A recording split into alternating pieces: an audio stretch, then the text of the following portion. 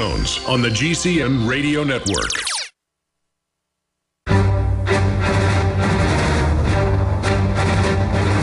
Big Brother, mainstream media, government cover-ups. You want answers? Well, so does he. He's Alex Jones on the GCN Radio Network.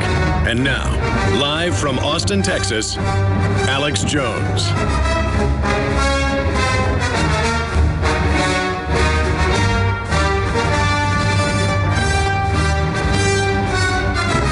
Well, the architect of Obozo Care, Ezekiel Emanuel, Dr. Death panel, he's come out and said, you don't need a doctor. You just need to go to a kiosk. Remember Jakari Jackson went to Walmart and they had some robot literally diagnose him with diabetes and say he was obese or whatever? Even though he's in great shape. I mean, that's the type of stuff that's going on here, ladies and gentlemen. Walmart robo-doctor kiosk promotes Obamacare. Elysium-like machine tells Jakari Jackson he's obese and should sign up for Obamacare. And so we're going to show that report along with that with Stefan Molyneux. Coming up in the next segment, here's a big story we're going to be covering. CIA employees face new inquiry amid clash on detention program. Turns out the CIA was spying on the Senate. Well, of course they were. So that's all coming up. Right now, let's go back to your calls on the IRS taking the fifth, even though they tell you you can't on your tax filings. But hey, you know, 4 legs good, 2 legs better. Here on the Animal Farm, Joe in California, you're on the air. Go ahead. Hello, Alex. Hey, buddy. Hey, how you doing? I'm doing all right. Just doing a little radio show, you know. Awesome. Well, it's just another example of how it's one set of rules for them and a different set of rules for all the rest of us slaves. Well, slaves is the operative word because it is an unconstitutional tax. It is in the Communist Manifesto to have an income tax. The average American didn't pay an income tax till 1951. I mean, this is an alien thing. I'll never forget Ron Paul was on CNN once, and what do we do if we get rid of the income tax? What'll build the government? What run? He goes, this capital was built before we had an income tax. The income tax doesn't run the country. It goes to interest on the debt to the Federal Reserve. But hey, don't let facts get in the way of it. Go ahead, sir. I'm sorry. Make a point.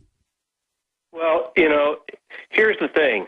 If they're going to continue to ignore us and implement things that we don't want, like an example, Obamacare, you know, you fully implement that when we told you we don't want it, we're not going to pay taxes anymore. Their lifeblood of this whole system is money. If they don't have money, they can't function. They can't send troops in to attack if they don't have money to pay them. So cut them off. Very well said. No, I agree. And withdraw consent from the system, speak out against it, take our moral authority away from them, point out that literally we're run by offshore banks, and it's over. The occupation will begin to fall. They want us poor. The globalists admit this. They set the economy up to make it artificially scarce because they don't want us being, quote, uppity. I appreciate your call. By the way, Paul Watson was on for a long time last night on the Savage Nation with Michael Savage breaking down the whole Ukraine situation. It's an excellent in-depth talk by 2 men, one in the UK, one in San Francisco, California, on what happened there. And it's a fascinating interview. I was listening to it this morning and was almost late to work. I wasn't really late to work, but I wanted to get here 2 hours early. I only got here an hour before showtime because I listened while I was getting ready this morning doing research to the whole interview, and it's up on Infowars.com. Paul Joseph Watson and Michael Savage really discussing hardcore issues, breaking the left-right paradigm, drilling into the geopolitical machinations of the New World Order. Stefan Molyneux, philosopher, futurist, best-selling author, will be joining us, hailing from Canada. He's going to be in studio in the next segment, a little bit into the next hour with us. But I'm sure we'll be able to talk about the IRS with you guys, Steve and Robert and Fred and Dave and Mike and many others. We will be getting to all of you with him as well. But I'm going to first cover the statist religion, which he agrees is more dangerous than a lot of people that are controlled by establishment religion. And again, I'm a religious person. I'm a spiritual person, but I'm not an establishment religion person. But I don't get mad at folks that say, I can't see it, I don't believe it. What I get mad at is atheists that tend to replace one thing with the state being God, and he agrees that those atheists are dangerous.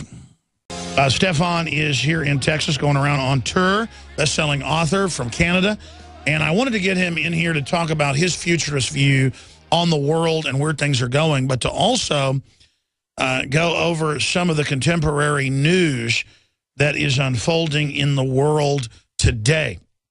And then we also have government-run healthcare, where now they promise no new regulations on doctors. It is 155,000.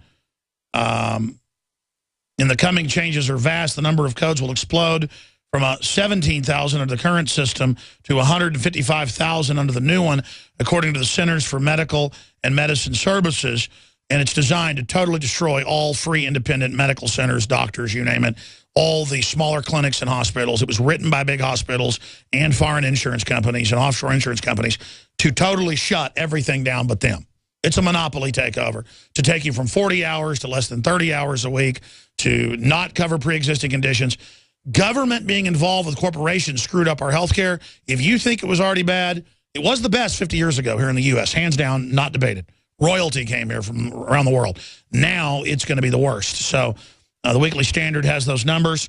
We're also going to be getting into the architect of it, Ezekiel Emanuel. We have the clip coming up. He says, we'll get to it at the bottom of the hour, you don't even need a doctor. It's like Cuba. I mean, you've got plenty of doctors in healthcare. You just get a cane if your knees are bad, or a cane if you're going blind. I mean, just a cane is the answer.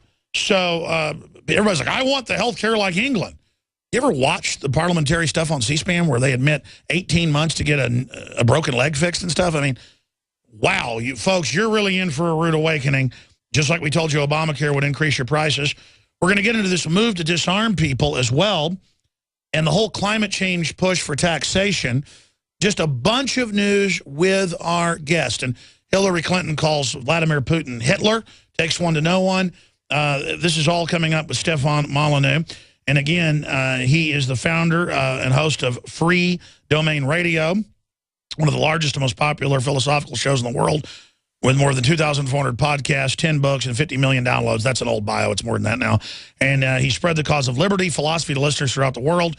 And I'm not going to go over his whole background, but prior to that, he was a thriving career and software entrepreneur, an executive. In 2006, he left his work in the tech industry to devote his efforts to Free Domain Radio.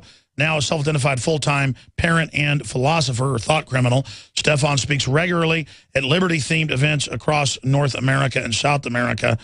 And he's author of 2 novels, Revolutions and the God of Atheists, as well as 8 nonfiction books on relationships, government, and religion.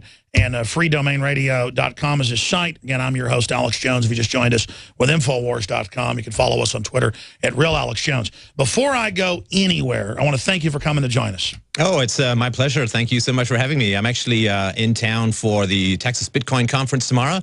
And it's a real pleasure to, I mean, we've done a couple of shows remotely, so it's very nice to be able to do a show face-to-face.